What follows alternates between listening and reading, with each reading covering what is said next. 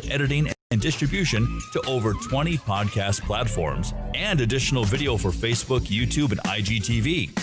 For broadcast possibilities and to get your podcast started, contact us 879-4319. 879-4319. Be heard on Radio St. George, Radio Dixie, and a podcast studio. Just a few of the great things happening at Dixie State University.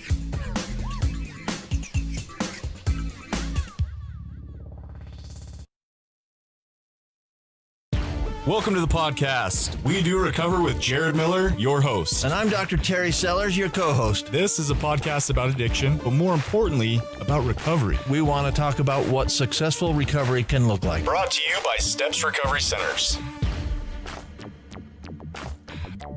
What's going on, listeners? It's your pumped and positive host, Jared Miller. We're going to call this episode 0.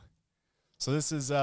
sitting here with the producer, Sean Donovan. He's the Donovan. I apologize. See, I got this list of names, and to be completely honest, like that is my biggest fear. I'm sitting here shaking in my boots because I'm worried I'm going to offend some people with bad names. Sean here, he's the mad scientist. He's the brains behind the operation. He's the media maestro. Your producer. What's going on, Sean? I'm trying to make this happen for you, man. We got I think 4 Facebook streams, a couple of YouTube streams going on. We've been testing this all morning, so it's trying to make it work just for you. I love it. I love it. So welcome to We Do Recover with Jared Miller, co-hosted by Dr. Terry Sellers. Dr. Sellers is going to be in next week for the official episode 1. We're going to get his story. Again, I'm your host. If you have followed me at all, if you want to know my story, I feel like I've shared and overshared. Do you ever feel like that, Sean? Just a little bit, but this is brand new. This is new territory for you, man. This is where you get to start from ground zero and say, okay, we're going to start this podcast. We're going to talk about me. We're going to talk about what the podcast is, and kind of give people kind of an introductory for who you are. So let's start from that. Who are you? Let's start from the very beginning, man. You're doing this podcast, but let's find out who Jared is and why you're doing this podcast. Yeah, thank you. So, again, Jared Miller, local Utah boy, grew up in Davis County. Again, I've done a lot of these different podcasts. I feel blessed to be able to have my own now. As far as my personal story, I grew up, I was a student athlete. By the age of 22, I was the first person in my family to graduate college with a 4-year degree. By 24, I was a teacher and head football coach out in Arizona, living my dream, man. Had an amazing wife, kid, one on the way. And then I went through some traumas in my life. I experienced the death of my father, who was an amazing man, Vietnam vet, my hero. I experienced the death of my brother, and for good reason, my wife asked me for a divorce, which I completely take accountability for that. Like, I blew that, right? So I found myself desperate, alone, right? I found myself in the depths of my addiction, being really good at playing the victim, and that led to me becoming a full-blown heroin addict. Started off with opiates, led to a full-blown heroin addiction, and ultimately me being homeless. On July 3rd, 2014, I decided I'd had enough, and I tried checking out, tried taking my own life. And as dark and as heavy as that is, today I'm grateful for that because it put me on my path to recovery. It's been a 6-year journey. Just got 6 the other day. Super excited about that. So, again, I don't want this to be too much about me. I've gone on, if you follow any type of recovery podcasts, Project Recovery with Casey Scott, I did an episode with him. It's probably one of my favorite ones. So if you want to go listen to the full-blown thing, definitely check that out. I have found in my 6-year journey, the thing I wanted this podcast to be about is the life in recovery. When you tell somebody you're an addict, you're always going to be an addict, whew, that is heavy. Would that be heavy to you, Sean? That's a burden to carry for your life. Yeah, absolutely. So the purpose of We Do Recover with Jared Miller, I want to talk about the growth. I want to talk about the life of recovery. I want to talk about what happens in recovery and how people have been able to take it, maybe learn from it, and instead of letting it define them, letting it refine them. So, again, next week at this time, we're going to have Dr. Terry Sellers on. He's going to be the co-host. What a man, the myth, and the legends, what I always say. And I know that it embarrasses him, and I kind of like it. I like that. But he is awesome. He is definitely a mentor of mine. He put me on my path in kind of speaking out recovery, helping me, taking me under his wing. So I'm excited to get his episode. Some of the other personalities that we got on the lineup, we have Casey Scott from Project Recovery, who is committed. Shout out to Casey. We appreciate you committing to being a guest on here. Delaney Drake, she's from the Southwest Center. She's committed to coming on and sharing her story of her life in recovery. Elena Harrington. So for those of you that aren't familiar with the name, which a lot of you I'm sure are, he's a jazz announcer. Awesome personality. We got Ian Ryder. He started No One Down. He's big out in the LA area. We got a new friend of mine, Ron Williams, the producer of Happy Valley, for those of you that have seen that film. We have Coach Blue. Excited to kind of pick his brain about how he came up with Addict to Athlete, talk about his experiences. And look, I'm big on recovery, has many different flavors. So I'm extremely excited to have him on. Amanda Marker, she does a little inspirational piece, kind of a virtual blog, podcast type for Pain to Purpose. I was recently a guest on hers, and she's an awesome, she's a firecracker, man. I can't wait to have her on. Taz Decker with Renaissance Recovery. He is committed to coming on. Brandon Stallworth, high school buddy of mine. Actually, he went to a rival high school of mine. Made connections with him. We've been through similar journeys. He does rap to recovery, so he makes rap music. He's an artist, solid guy. Then we got some other like foundation people as well, and so John Taylor with Hunts for the Brave. It's a veterans foundation. Super excited to have him on, hear about how he's changing lives with vets. I know a lot of vets struggle with addiction and PTSD, things like that, mental health. We also have in the foundation world John Gossett with Life's Worth Living. Super excited. He's a buddy of mine. Again, another mentor. I'm pretty blessed these days to have these amazing men in my life. Good dudes. I'm hoping to get Tyler Hansen on here. So Steps Recovery Centers, they're our main sponsor. Sean, that's pretty cool, right? It took like a day. I know. They were like, hey, we'll pay for it. I'm like, I'll take your money. Yeah, absolutely. So let's try to get Ty on. Ty Hansen, we're calling you out right here, episode 0, buddy. I'd love to get him on here and share his journey in recovery. Travis Whitaker, he does a similar little deal, media splash called Car Talk with Travis Whitaker. So yeah, so far that's the lineup of people that we've got ready to rock and roll. Well, you were wondering if anybody's going to be paying attention to this. I just had to whip open the Facebook feed. You got people listening and watching right now, so don't worry. You got your following happening. All right, so awesome. I tell people, for the first podcast, there's always like, oh, I'm nervous. I don't know what to say. What do I do? If you listen to a lot of podcasts, the first podcast of any podcast is always like, oh, it's like almost a train wreck. Then you get 5 in, and you get 10 in, and 2 things happen. The host figures out what the heck's going on. They figure out their interview style, and you become much more calm and ready and comfortable, and your interview style gets so much better. And even when I've listened to other people's podcasts, I know some guy he's done hundreds of them. First one, train wreck. But he's up to about 300 now, 400 now, and they're fantastic. They're beautiful. So everybody who's like on board right now, they're like, yeah, it's only going to get better. So you got some good stuff ahead of you. Awesome. And you got a great support network from what I can tell on your Facebook feed already. It's fantastic. Absolutely. Hey, my Facebook fam, shout out to you guys. I love you. I mean, there's some people just like off the top of my head that reshare my stuff. Amber, thank you so much. I got tons of awesome people that really, really strong supporters. I appreciate you guys so much. Facebook fam, again, can't thank you enough. So super excited about this thing. Yeah, I hear you. I'm a little nervous because this is my baby, Sean. Like, this is right. It's different when you go on somebody else's and you're like, if I screw up, whatever. It's their platform. But this is This is awesome. I'm excited, man. So, excuse me.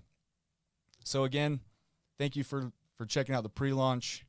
This is episode 0, really just to kind of get out there the message, work out the bugs. Hopefully, if you're listening to this, if you have some ideas, if you know people that have been through the depths of addiction, have been able to come out the other side, and have been able to make it a beautiful thing, definitely DM us, direct message us. Let's get them on here. I want to meet these people. I love hearing inspirational stories. This is not a doom and gloom addiction podcast. This is about recovery, life in recovery. Let's make it a beautiful thing. Well, you kind of touched on it a little bit. Maybe let's talk about this. We had a couple minutes we need to fill here. Tell us about your recovery. Tell us about you. You're going to be bringing people on, but we want to hear about you. What happened with you, and from A to B to Z, back to A again. Absolutely. I am super, I look back, and it has been a journey. And the reason why I really kind of came up with this flavor of a podcast on recovery is because I look back, and when I first started out getting clean and sober, man, I was so stubborn, right? I was like, I'm just going to get 3 months. I'm just going to get 6 months. I'm just going to get a year. And really that kind of started blossoming into, it was a whole lot of NA and AA, working a sponsor, doing my step work. I mean, that is the foundation. That's ground zero. My journey was a little different. After I attempted to take my own life, I got sentenced to 365 days in the Davis County Jail. It was early release upon completion of a program called the MRC program. I had a question there. So you had an attempted suicide and then went to jail? Yes. How does that work out? Because I know that isn't committing suicide illegal in some states. I don't know. I do know they didn't even give me a shake in mental health court. It basically is because I tried to overdose in a public bathroom. I was homeless at the time. And crazy enough, when you go to a public bathroom, and it's locked, I don't know about you, but I just move on to the next one. Yeah. So thank you, right? My higher power. This person didn't move on to the next one. They were like, something's definitely not right here. Called security. Security opened, was able to get in and found me overdosed on the ground. And they called the paramedics, hit me with Narcan, and brought me back. And so I caught a trespassing charge because I'd already been asked to no longer go on to the Gateway property for reasons I won't get into here. I had sticky fingers back in the day. When you're homeless, man, you try to find ways. Yeah, you know what I mean? yeah. I'm not proud of that. I'm ashamed of that. But, hey, that's the truth. It is what it is. I also caught a possession charge, and I was already on felony probation. And when you're homeless, you don't check in with your probation officer. What? You don't call in with your computer every day and say, hey, I'm on the street still. Everything's fine. Don't worry about it. Hold on. I got another call coming in. Yeah, no. The Rio Grande district of downtown Salt Lake City doesn't that's not your highest priority. So you OD in the bathroom. Yep. Somebody everybody involved. You get the Narcan to wake you up and bring you back. And then of course it's like, okay, we have somebody who's got lots of priors issues. So it sounds like it was maybe a combination of, if we send him to jail, this might help him get clean. Is that a thought that goes into this process? Yeah. And me coming from a completely ignorant side of this, I'm not a part of this world, so I'm just like, is that what happens? Well, and I appreciate you bringing that up too, because I think a lot of times, and maybe I haven't been totally transparent about this when I've done my past podcasts. So the first time you catch a possession charge, they don't typically break you off like that. Like I had multiple possession charges or paraphernalia charges, DUIs. And when I went in front of the judge, I didn't have the best attitude, right? He basically said, well, Mr. Miller, you're not seeming to learn anything. If we let you out on probation and you're not really learning anything, and maybe some jail time would do you good. And sadly today, I'm ashamed to say this, I can literally remember saying to the judge, cool, I'll sit around, drink coffee, and play cards. Send it. And that really, I was just so broken. I didn't care about anything at the time. After losing my dad, my brother, my wife asked me for a divorce. Sadly, I was like, it is what it is. And so he was like, okay, 365 I'm just kind of curious what his response in his head is like, man, this guy's at the bottom. He doesn't care. I could see him on the empathetic side, not going, hey, he's a jerk or whatnot, but it's like, I've seen this before. I've seen this rock bottom before. I see this attitude of, I don't care what happens to me. And so I think there was probably some mercy in him saying, let's get you in jail. Yeah, you can sit around and read and have coffee all day, but there's going to be a lot more that's going to help you. So the mercy came in the form of the second half of that, the 365 early release to MRC. So I actually only did like jail time, 6 months. And I got into that MRC program, the Men's Recovery Center program, did 90 days inpatient where they come pick you up from the work center, take you, you work your program, you meet with your counselors, you do groups, you go to, the rec center and work out. And then 3 months of outpatient where you live in sober living, halfway house, and you got to get a job, and they reintroduce you back into society. And yeah, so that's where the empathy came from the judge, was he basically allowed for me to integrate back in without just, it wasn't just a year and then terminate. And I think a lot of times you get into that victim mode of, holy cow, I have to do jail time. Sitting here 6 years into my journey today, I can realize that, they have a clear mind and they know what they're doing. They're there to help you out. They want you to be a productive member of society. So I'm thankful for that. Absolutely. So, yeah. So what happens after that? So you have the 6 months in jail and 6 months out. And then what happens? Where are you now a year after?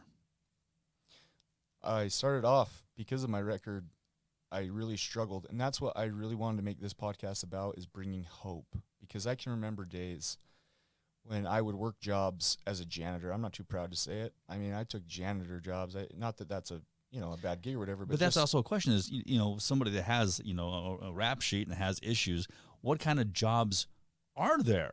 I mean, you're not exactly walking into Wells Fargo saying, hey, can I be a teller? Right. And I worked temp jobs for a long time. So the first time I got a full-time position working as a janitor, I was like over the moon. I was like, sweet, it's got benefits, right? I was stoked.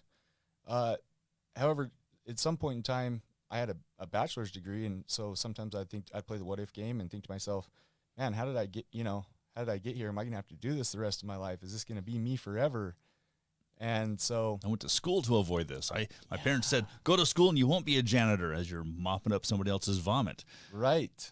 Absolutely. So, it's all about, I had a mentor say to me one time, it doesn't matter where you're at today. What matters is your projection.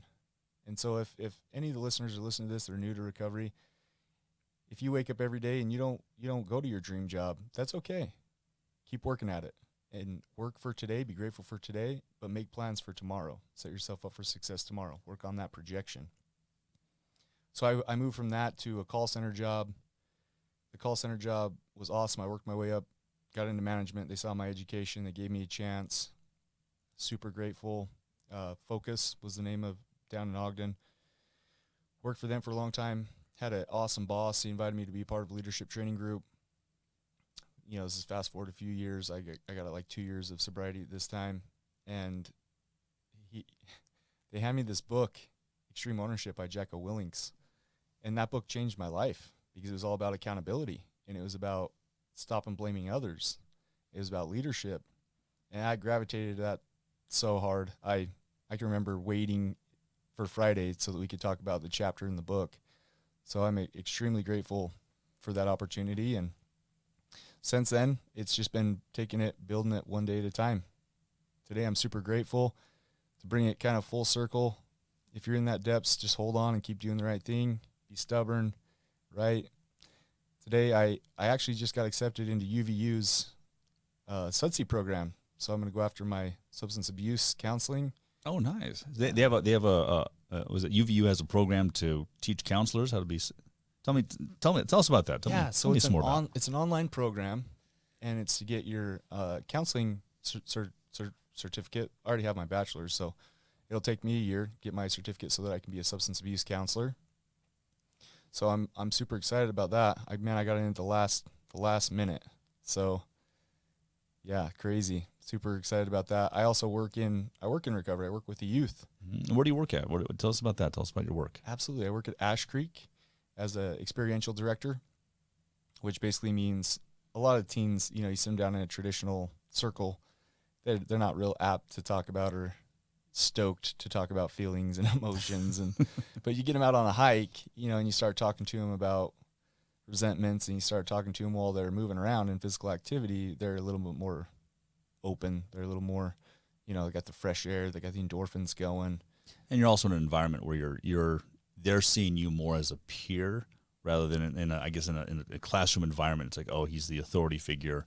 I've had a ton of those guys. What's the point?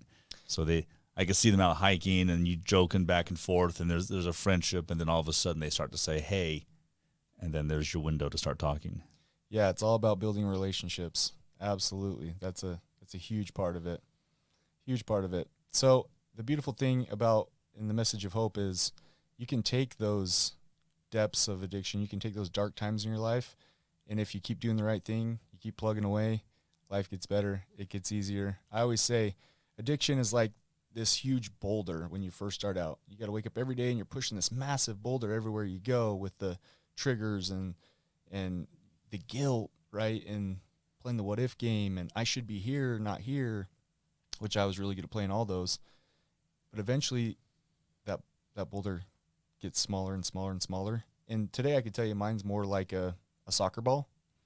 I know Dr. Sellers and I have had this conversation. His is maybe more like a tennis ball or a golf ball. Mm-hmm. He has over a decade. So it gets easier. Life gets better. People give you chances. And when you get those chances, you got to make the most of them. Now, this podcast is sponsored by Steps Recovery. Tell us about your sponsor. Steps Recovery Center, they are the Hyatt of treatment centers. Their facility is amazing. Turn down service, mints on the pillow, stuff like that. Hey, look, the place that I went to, the MRC, that Steps compared to that is mints on the pillow. I mean, it is super nice. I went and spoke there, had the opportunity to go do a little bit of inspirational speaking on my recovery and the things that helped me in personal development. And I was blown away. Their staff is all super engaging, super nice. They're all there for the right reasons.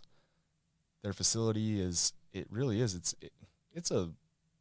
like a resort. I was like, this isn't a drug rehabilitation. This is a freaking resort. This is nice. So who exactly is that for? Who's it for? Who goes to Steps? Who's invited? Steps is basically anybody that's struggling with a substance abuse problem. So again, and we'll talk more on this in future podcasts, but there's addiction, which if we can be all honest, to some degree or another, we all have an addiction. And then there's chemical abuse, substance abuse, chemical dependency. So the people that have chemical dependencies, whether it's drugs, alcohol, it's all the same. They go to Steps Recovery Center. It depends on, how long of a program it is. I know that they do inpatient, and then they transition you out, kind of like the MRC program, only it's a private. It's not like state funded like the MRC program was. Yeah, it's an amazing place, and they have them all throughout. I mean, I know they have like down here in southern Utah. They have them up north in northern Utah. So yeah, it's top of the line. It is the Hyatt of recovery centers. And then what's the best way to get a hold of them? So the best way to get a hold of them is go to their website. They also have a Facebook page. Reach out if you have a loved one, somebody that needs help. Definitely, send them an email. I know that they have a website. So somebody from their admissions team, admits, will get you in, or the loved one, to be able to get you some help, provide some hope. I know they also do in-house detoxes, depending on your DOC, so your drug of choice. Sometimes they'll send you out to an actual medical facility to do a medical detox. But basically, it's total care from, hey, I'm sick, I feel like garbage, to, transition into I'm working a job, still doing aftercare, going to groups, meeting with a counselor, beginning to end, A to Z. They're the spot. Fantastic. Now, your podcast, it's going to be available everywhere. Everywhere.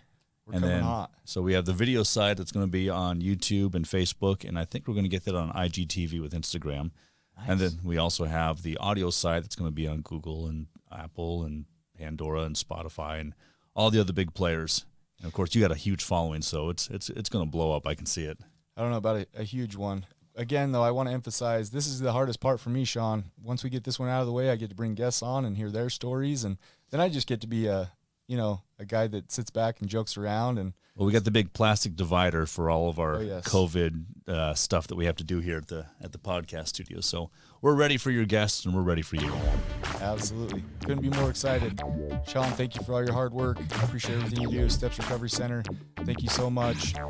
Next week, we're going to have Terry Sellers on. Please tune in. Like this. Share this. Let's blow it up. Thank you for joining us today on We Do Recover with Jared Miller. Help us spread our message of hope. Like, comment, and share. If you have any topics or ideas for future shows, please share that on our Facebook page. That Facebook page is We Do Recover with Jared Miller. If you or a loved one needs help, please reach out to us. Again, thank you for listening. Brought to you by Steps Recovery Centers.